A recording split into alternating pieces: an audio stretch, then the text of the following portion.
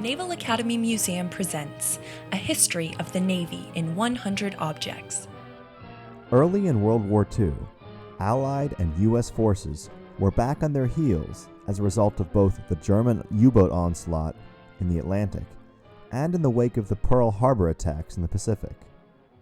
Our last two episodes showed how the Allies turned the naval conflict around in the Atlantic and went on the offensive, ruthlessly hunting down German U-boats while protecting the vital logistics convoys. In the Pacific, after their victory at Pearl Harbor, the Japanese continued their offensive to secure Southeast Asia. The Japanese end goal was to set up a large defensive perimeter and settle for a negotiated peace that would leave them in control of much of the Pacific. However, they underestimated the fury of the U.S. response. The U.S. struck back as soon as it could, hitting the Marshall Islands, Wake Island, and elsewhere, and Jimmy Doolittle launched his daring raid on Tokyo in April of 1942. This showed the Americans, and the Japanese, that the Japanese were not invincible and could be attacked. The Americans drew up a three-pronged approach to take back the Pacific and ultimately defeat Japan. This offensive, along with those in Europe, would require a massive support and logistical infrastructure. On January 5th of 1942, Admiral Ben Morrell had received authorization from the Bureau of Navigation, which was eventually renamed the Bureau of Naval Personnel, or BUPERS, to recruit men from the construction trade for assignment to a naval construction regiment. This first construction regiment was composed of 3 naval construction battalions. This marked the beginning of the Seabees. Their nickname comes from the initial letters in Construction Battalion, Seabee. Command authority was granted to the Navy's Civil Engineer Corps, and thus the Seabees were granted combat status, which helped add to their legend throughout the war and in later years. The Seabees would play a vital role in the American Pacific Offensive. Our object today is one of the most unique of the 100 Objects collection. It documents the essence of the Seabees in its very design. It is a handmade photo album which documents the 26th Battalion's work on Guadalcanal. David D'Onofrio helps us examine our object, and to further help tell the Seabee story, we feature a World War II naval documentary about the Seabees, produced by the Office of Strategic Services, now known as the CIA. The documentary prologue is provided by Admiral Ben Morrell himself, founder of the Seabees.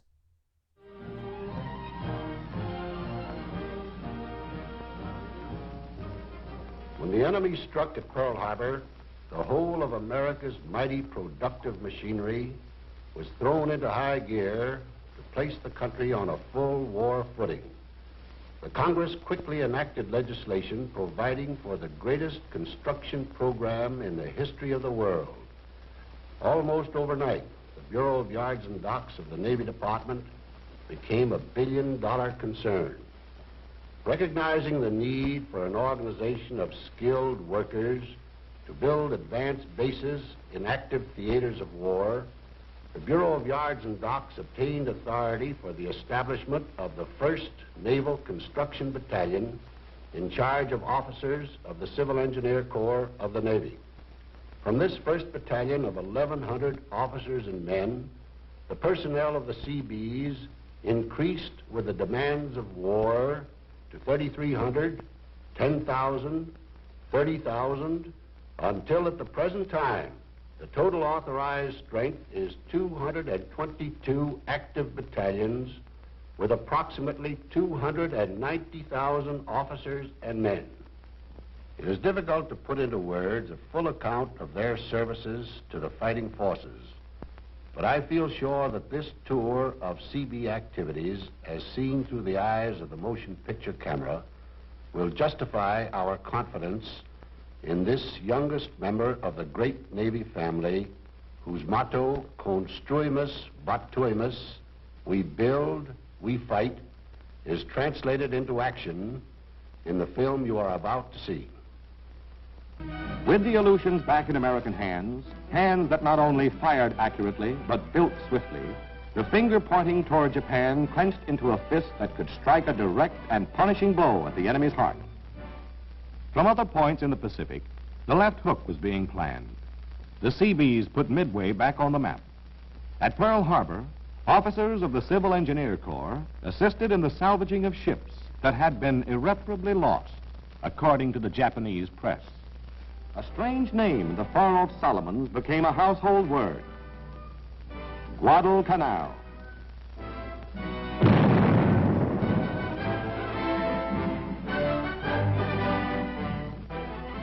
At Guadalcanal, the Marines add a new verse to a famous song.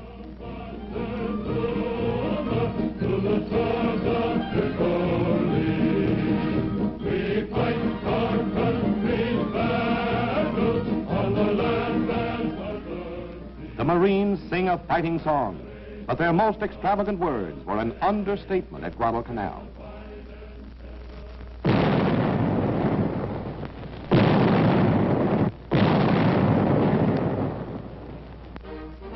Yes, when you say Guadalcanal, you say Marines. But those Marines will be the first to tell you that if they made history at Guadal, those Seabees working and fighting shoulder to shoulder with them made something more tangible than history. They made a thriving base out of the flaming wreckage that was left after Johnny Marine had proved his point to Mr. Tojo that this island was too small for the two of them.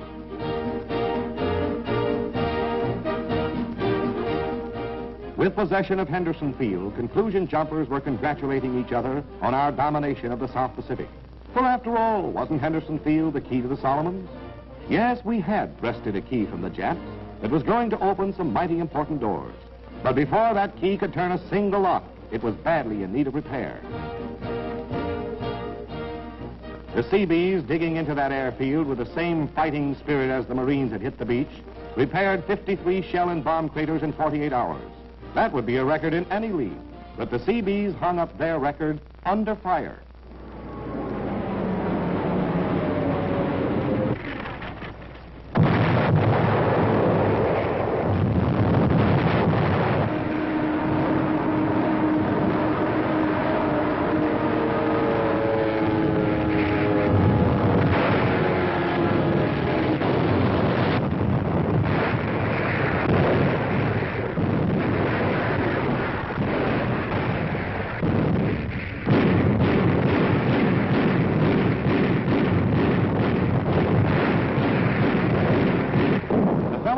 This one was a ship fitter first class, but he seems to be a first-class gunner, too.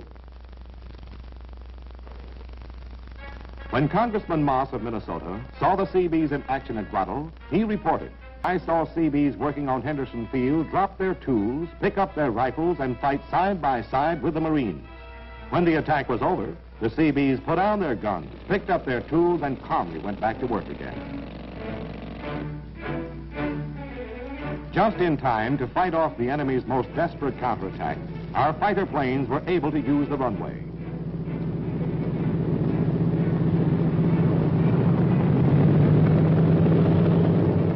But the Seabees didn't stop for any bows.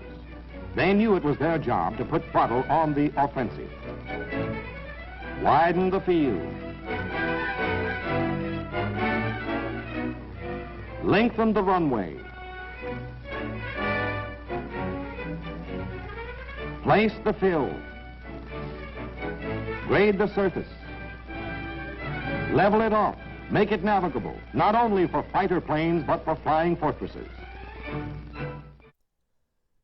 The first U.S. assault began at the small island of Guadalcanal on August 7th, 1942, with the landing of the 1st Marine Division.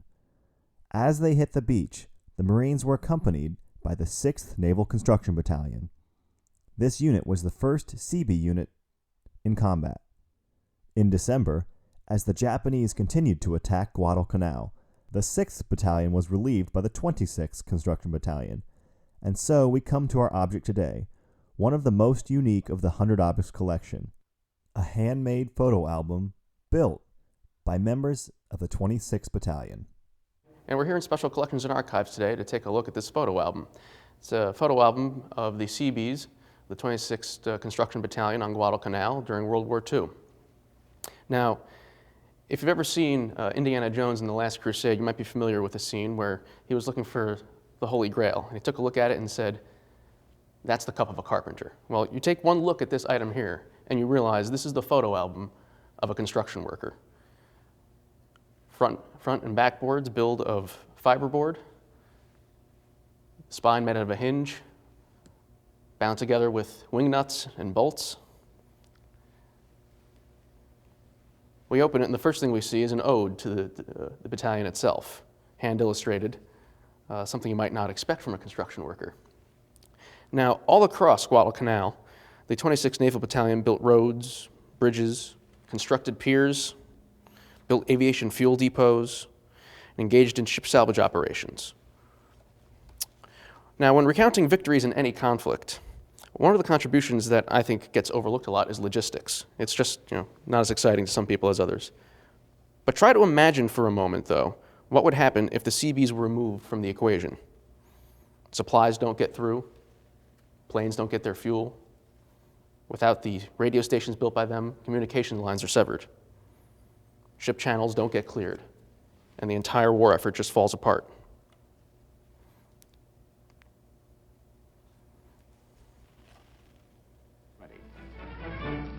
And as the first bomber takes off on its mission of softening up enemy bases for the landing operations ahead, the Seabees win a two-fisted tribute from a two-fisted Marine, Lieutenant General Vanderbilt, who said, "I don't know how we would have gotten into the air without the Seabees."